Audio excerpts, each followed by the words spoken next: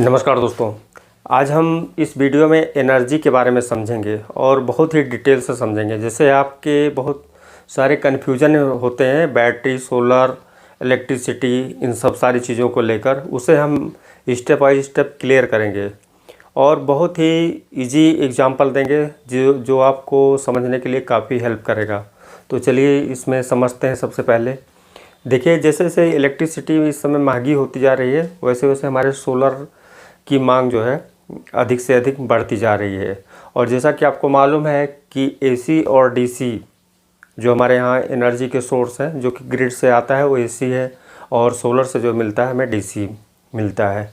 और एक बात और भी जान लें कि जितने भी हमारे सिस्टम हैं वो टोटल जो इलेक्ट्रॉनिक से रिलेटेड हैं, वो जितने भी वर्क करते हैं, जो हमारे माइक्रो प्रोसेसर हुए या जो सिस्टम हमारे डिज़ाइन होते हैं, यानी वो सब सारे चीज़ें जो है डीसी पे काम करते हैं। और आज जो है जैसे आपके छोटे से मोटर भी होते हैं डीसी पे काम करते हैं।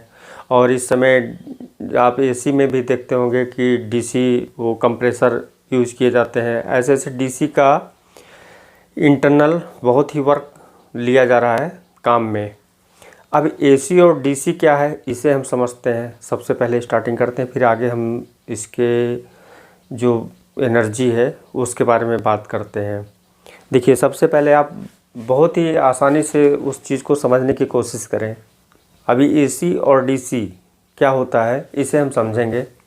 देखिए, एसी क्या होता है, एक अल्टरनेटिंग करंट होता है, उसमें भी प्लस और माइनस होते हैं। जब उसमें एसी हमारा जो न्यूट्रल और लाइन यानी न्यूट्रल और फेज के मतलब रूप में आता है, दो तार होते हैं जिसमें से एक न्यूट्रल होता है, एक फेज होता है, और दोनों में जो है हमारे प्लस और माइनस होते हैं, यानी इस साइकिल दोनों में होती है। और ये जो है साइकिल फेज और न्यूट्रल जो है दोनों कंप्लीट करते हैं। तो जैसे दो हमारे ये लाइन आए हैं, दो तार, तो जिस वक्त यहाँ पे पॉजिटिव रहेगा यानी फेस लाइन में, लाइन वाले में, उस समय न्यूट्रल में क्या होगा, उस समय यहाँ पे निगेटिव होगा। और जैसे ऊपर वाले लाइन में पॉजिटिव निगेटिव होगा तो नीचे पॉजिटिव हो जाएगा, यानी दोनों समान रूप से नहीं रहेंगे, दोनों में डिफरेंस रहेगा। अब ये प्लस और माइनस एसी में भी है। अब डीसी में आ जाइए।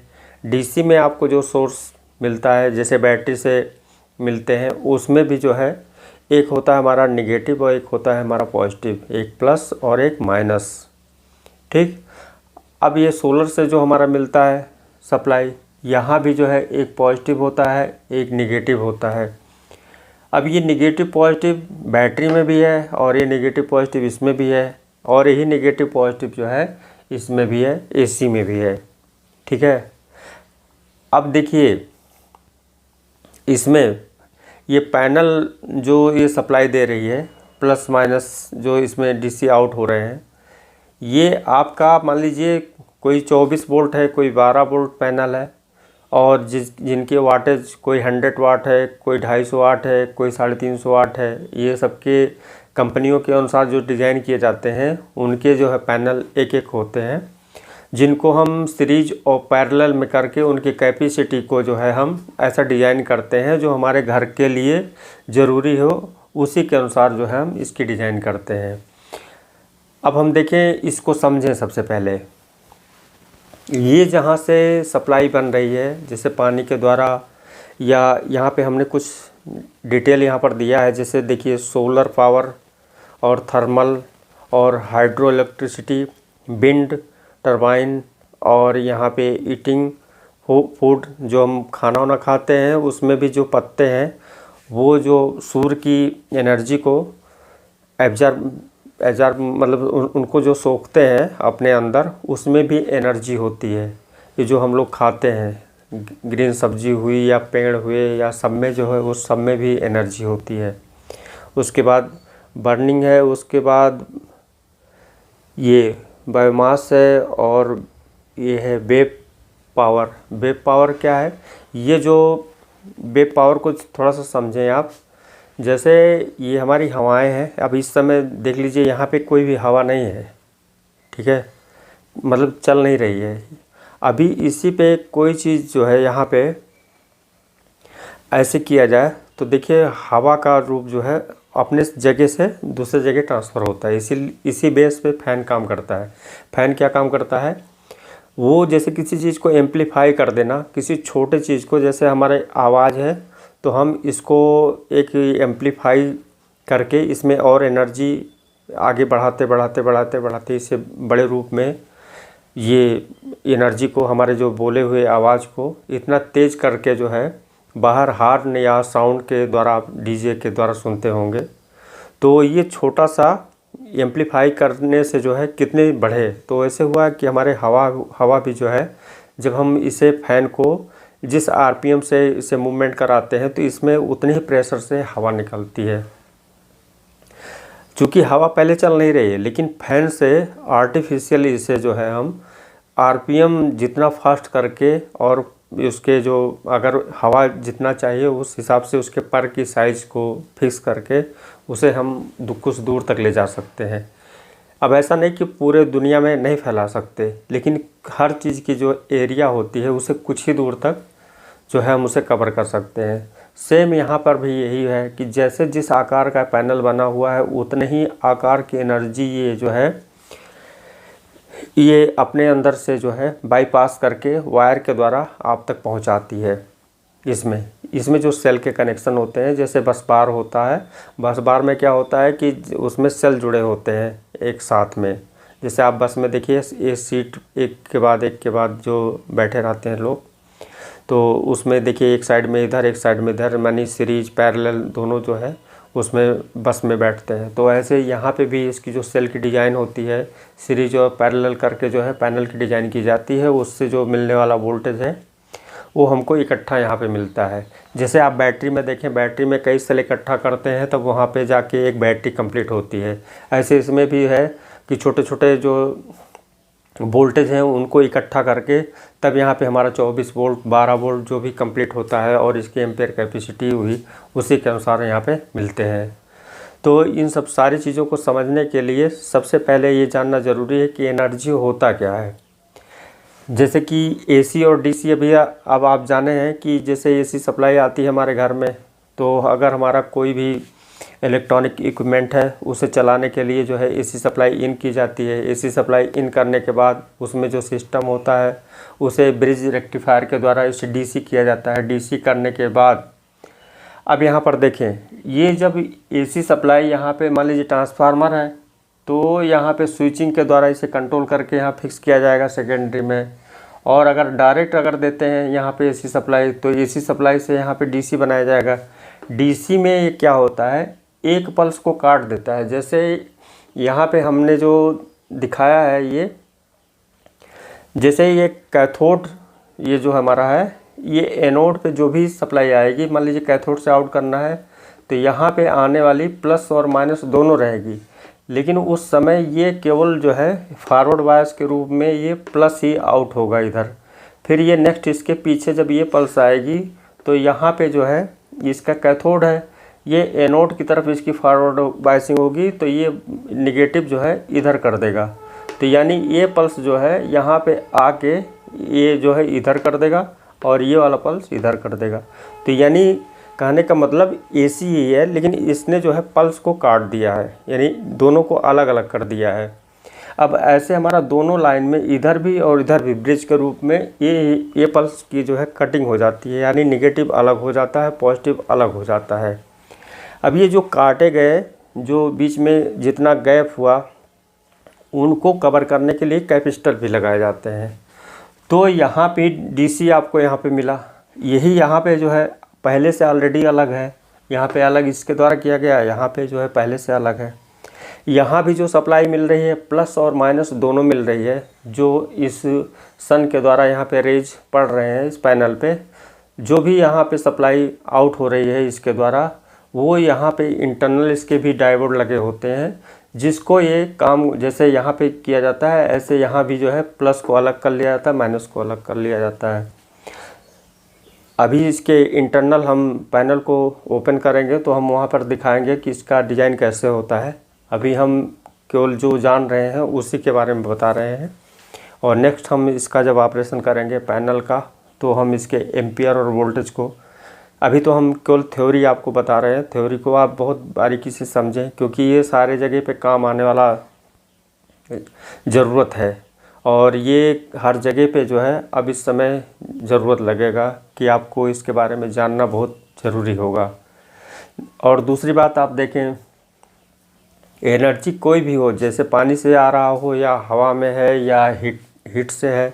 आप एक एग्जांपल ले सकते हैं कि जैसे आप कोई भी पानी अगर गर्म करते हैं उससे, और खूब गर्म करने के बाद जब उसमें एक वाष्प बन जाता है, तो देखिए कुकर से या वैसे भाप बन के जब ऊपर गायब होता है, तो उस समय देखिए वो हीटिंग के रूप में, यानी हीट के रूप में पानी अपने आप को ट्रांसफॉर्मेशन कर देता है। यानी यहाँ पे जो भी चीज़ें हैं आप उसे ट्रांसफॉर्मेशन कर सकते हैं, उसे गायब नहीं कर सकते, यानी उसके बदलाव को जो है किया जा सकता है। तो हर चीज़ में, जैसे बैटरी में और इसमें ये पैनल में जो डीसी करंट है इसकी कैपेसिटी के अनुसार है। तो ऐसे कैपेसिटी जो हम डिज़ाइन करते हैं, पहले ऑलरेडी यहाँ पे जितने हैं वो सब सारी चीज़ फैले हुए हैं, टोटल एनर्जी है। अब आपको कहाँ से एनर्जी कैसे मिलती है वो डिपेंड करता है।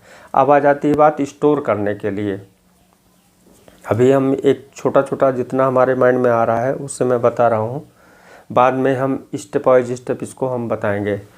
जैसे हीट के रूप में पहचाना जाता है। हम हीट इसलिए बता रहे हैं कि हीट समझने के लिए सबके पास सेंस है कि कहीं भी कोई चीज़ गर्म अगर टच करते हैं तो ये मालूम होगा कि ये यहाँ पे जो है गर्मी है, हीट है, आग है।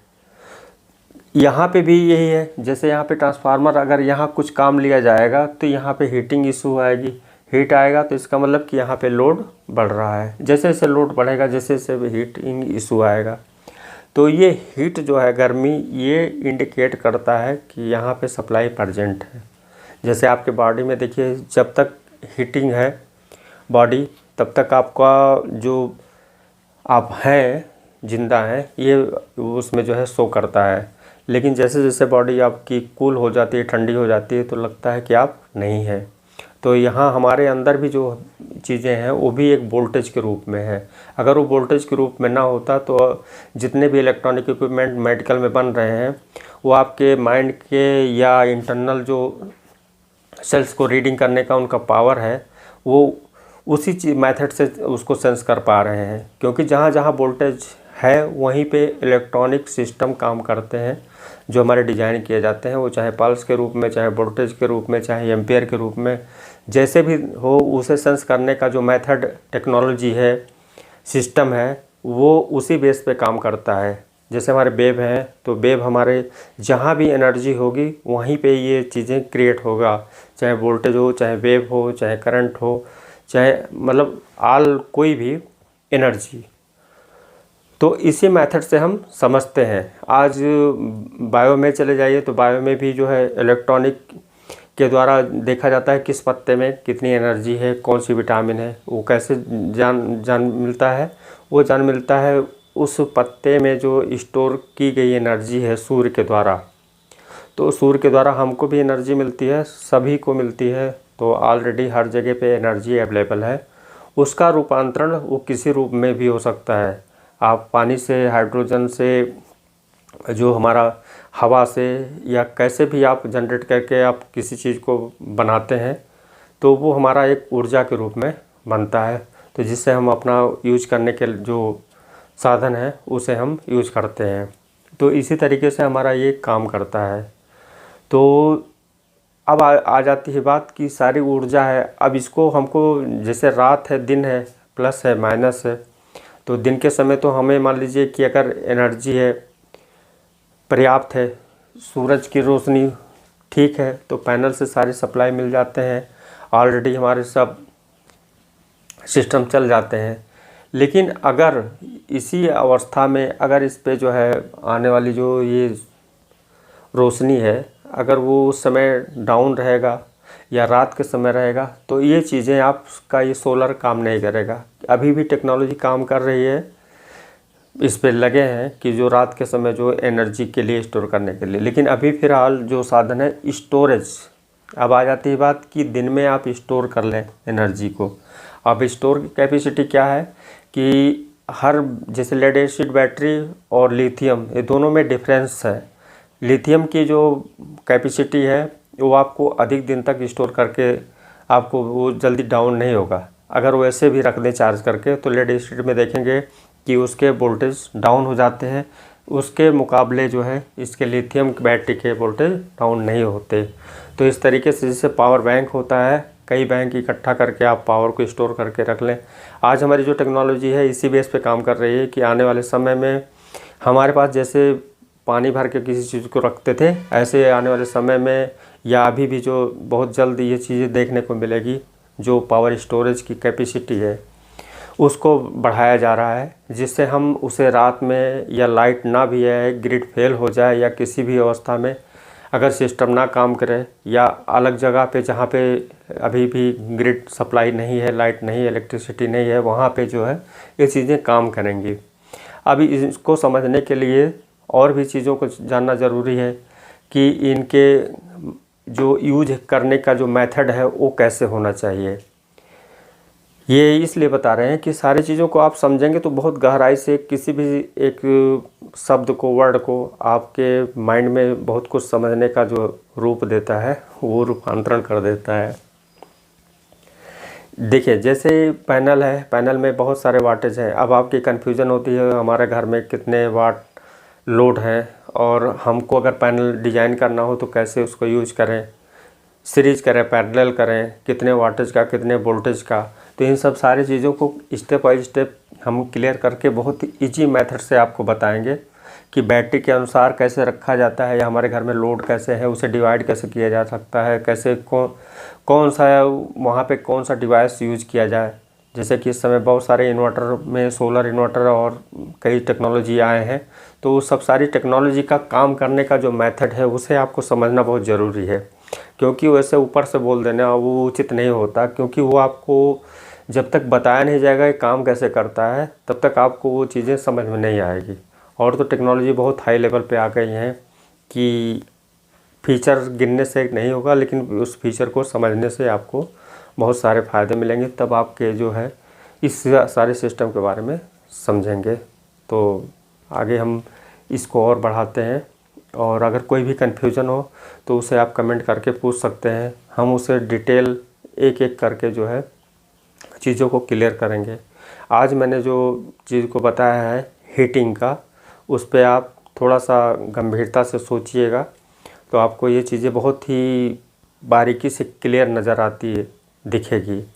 जैसे आप थिएटर में जब कई लोग इकट्ठा होते हैं तो उसमें देखिए अगर एग्जॉस्ट ना लगाया जाए तो कितनी एनर्जी आदमी के उससे निकलती है शरीर से, और वो सब सारी चीज़ें क्या है, क्योंकि अगर कोई भी वायर अगर यहाँ पे गर्म होता है तो इसमें जो करंट फ्लो होता है तो गर्मी इसकी हीटिंग ये बताता है कि जो है यहाँ पे एनर्जी जा रहा है, बल्कि दिखता नहीं है।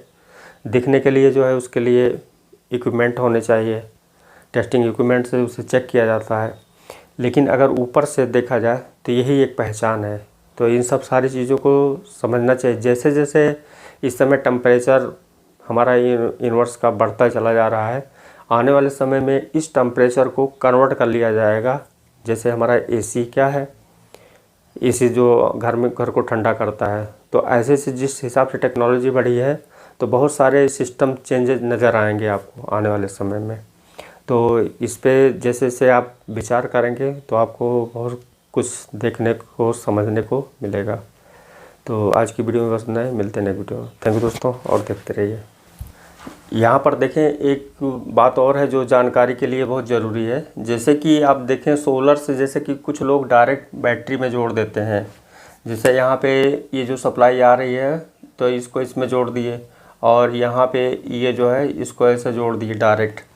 अब यहाँ पे डायरेक्ट जो ये सप्लाई पैनल से आ रही है, जैसे ये 12 वोल्ट की बैटरी है और 12 वोल्ट का पैनल है, 100 वाट 150 वाट जो भी इसकी कैपेसिटी है। अब ये डायरेक्ट जो भी करंट दिन भर में आ रहा है इसमें, अब इसमें मान लीजिए जो आप डायरेक्ट जोड़े हैं और फिर इसी से सप्लाई लेकर घर में काम कर रहे हैं, तो इसमें देखिए दो चीज़ें हैं इसमें, आने वाला करंट जो आप ले रहे हैं, यूज कर रहे हैं, और इसको चार्ज होने के लिए जो करंट, यहाँ पे दोनों चीज़ में डिफरेंस हो जाता है।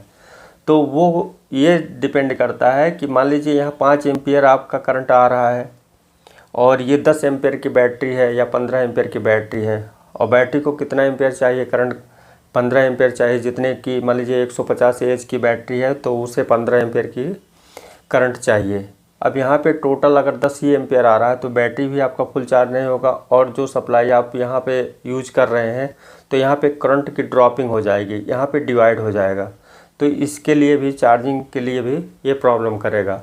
और मान लीजिए खाली बैटरी अगर चार्ज करते हैं तो बैटरी की एक कैपेसिटी होती है, उससे ज़्यादा चार्ज करने पे बैटरी फॉल्ट हो जाती है, वो चाहे लिथियम का हो चाहे वो लेड एसिड हो। अब उसके कंट्रोलिंग चार्जिंग के लिए कि फुल हो बैटरी होने पे इसे जो है आने वाला करंट रोक दिया जाए, इसको कंट्रोल करने के लिए इलेक्ट्रॉनिक सिस्टम यूज किया जाता है, जो हमारे जैसे हमारा लिथियम बैटरी में BMS यूज किया जाता है बैटरी के लिए सर्किट, जो कि बैटरी को सुरक्षा करता है और उसकी चार्जिंग जितने भी सेल्स हैं सबको बराबर से चार्ज करने का काम करता है। तो ऐसे ही हमारे लेड एसिड बैटरी में चार्ज करने के लिए सोलर कंट्रोलर होते हैं, और सोलर कंट्रोलर का काम होता है कि बैटरी के कैपेसिटी के अनुसार जो है इसे चार्ज करके फिर इसमें जाने वाले करंट को रोक दिया जाए। अब ये रुका हुआ करंट फिर आगे कहाँ पे जाएगा, अब ये प्रॉब्लम आ जाती है। तो इसी को समझने के लिए आपको पहले समझना होगा कि आखिर ये जो आपने घर पे या छत पे जितने भी सोलर पैनल फैला लिए या लगा दिए, और आपको मालूम नहीं कि इसका मैनेजमेंट कैसे किया जाएगा सिस्टम से, कि इसके लिए कितने पावर बैंक में बैटरियां होनी चाहिए, कितनी कैपेसिटी होनी चाहिए, कैसे यहाँ पे कंट्रोलर कितने का होना चाहिए। तो इन सब सारी चीज़ों को बहुत ही इजी मेथड से समझने की ज़रूरत है। तो इसको बताना ज़रूरी था, क्योंकि इस समय लोग डायरेक्ट जोड़ देते हैं तो ये प्रॉब्लम हो जाती है। मान लीजिए आपका बैटरी यूज ही नहीं हुआ, बैटरी फुल चार्ज है, फिर सुबह से धूप स्टार्ट हो गया और 8 घंटे पूरा दिन धूप रहा, अब ये जो आ रही करंट कहाँ जाएगी, बैटरी को डायरेक्ट चार्ज करती रहेगी। और बैटरी की जो कैपेसिटी है हमारा, जो 14.5 या जो भी इसकी कैपेसिटी है वोल्टेज की, उसके ज़्यादा होने पे इसको बंद हो जाना चाहिए, यानी ओवर चार्ज नहीं होना चाहिए। अगर ओवर चार्ज होगा तो बैटरी हमारी फॉल्ट हो जाएगी। इसी सब सारी बातों को एक एक समझने की ज़रूरत है, और ये बहुत काम आने वाला समय में आपको है, क्योंकि जैसे जैसे इलेक्ट्रिसिटी बिल हमारी बढ़ती जा रही है वैसे इस सिस्टम को हमें यूज करना आना चाहिए। पहले क्या था, उतना सक्सेस नहीं था पैनल, अब जो टेक्नोलॉजी पैनल में चेंजेज आ रहे हैं वो बहुत सारे काम करेंगे। तो आज की वीडियो में बस इतना ही, मिलते हैं नेक्स्ट वीडियो में। तो थैंक यू दोस्तों, और देखते रहिए।